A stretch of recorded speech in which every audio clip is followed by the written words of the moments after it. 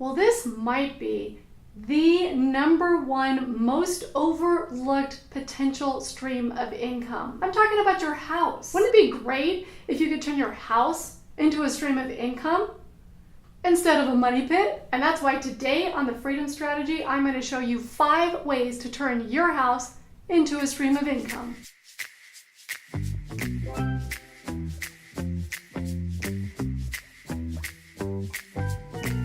Now, as you all know by now in the Freedom Strategy, it is all about creating multiple streams of income so you are no longer dependent on that one job, that one source of income, that one employer, and you can quit that, use your multiple streams of income, and go live the life you want. But there's one thing that holds a lot of us back: the mortgage on our house. It's a big anchor, and I'm going to help you get rid of it. I know I'm not talking get rid of your house. You don't have to sell everything and go jump in an RV, although that sounds pretty good, actually. No, I'm not talking about selling your house. I am talking about how to use your house as a source of income for you. Now, the first way you can do this is kind of the most traditional, and that is if you get to a point in your life where you're ready to downsize, and I did a video here all about downsizing your house. You can actually sell your big house and buy a smaller duplex type of building. And you can live in one of the duplexes and rent out the other one, and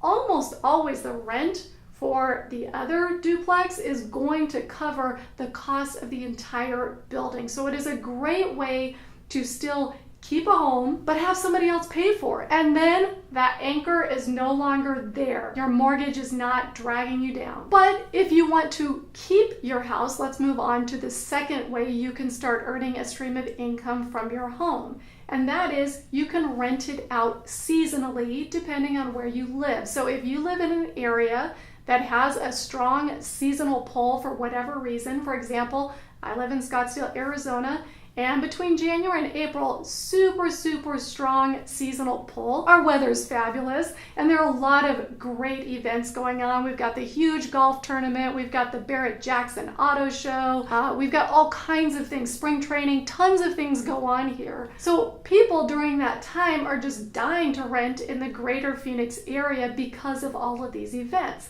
So we could choose to vacate our house for 6 weeks or 2 months, and yeah, maybe jump in an RV and go somewhere cool and rent out our place. And what we could get in rent for those 6 weeks would pay for 6 months of our mortgage. And that's pretty sweet. Now, obviously, it does mean we have to find somewhere to go for 6 weeks, but not much wrong with that. But if you don't want to have to leave your house for 6 weeks, the next option is that you could actually rent it short-term for those events. You'll get high dollar rent for a very short time to rent your house. Now, my daughter and son-in-law do this.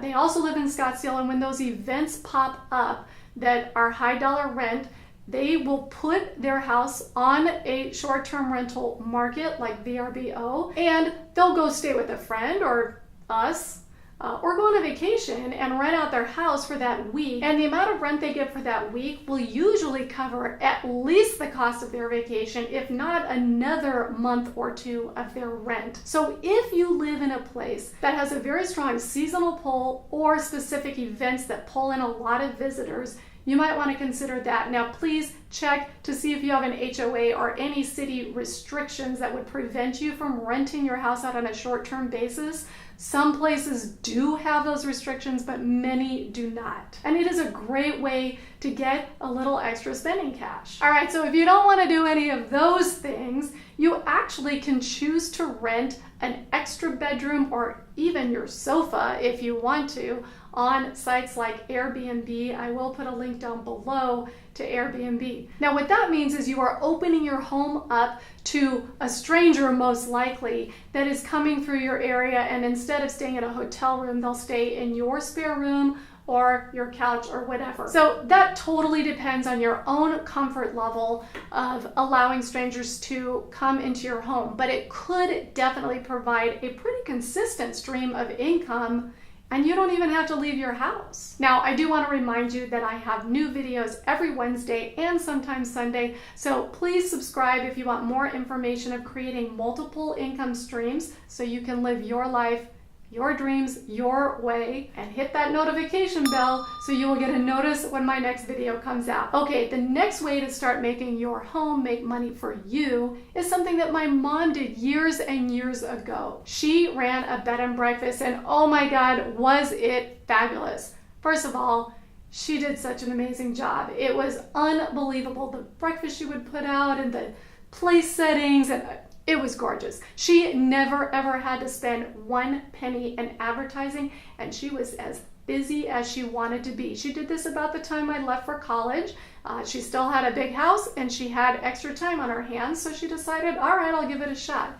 It was a huge success. She did it for many, many years, and she met many, many wonderful people. So it was a great thing for her to do in that phase of her life, and it actually brought in some pretty good income. The best part was she could choose when she wanted to do it. If she got a little burned out, she wouldn't do it for a month. If she wanted more money, she'd book it out solid.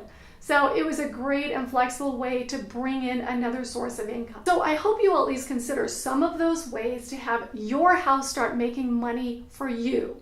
Now, as an aside, same concept, but if you are looking at the possibility of buying a vacation home, you might want to consider these for that home as well. We have done that. We bought a home in Costa Rica and we rented it out on VRBO, and it paid for itself. So we had a home in Costa Rica that we could go to anytime we wanted, and it completely paid for itself, including the mortgage. It was great fun. I love Costa Rica. So just keep that idea floating around in your head too. Now, if you implement any of these ideas, you can actually turn your biggest liability into your greatest asset. That's definitely something to think about. I will see you next time on The Freedom Strategy.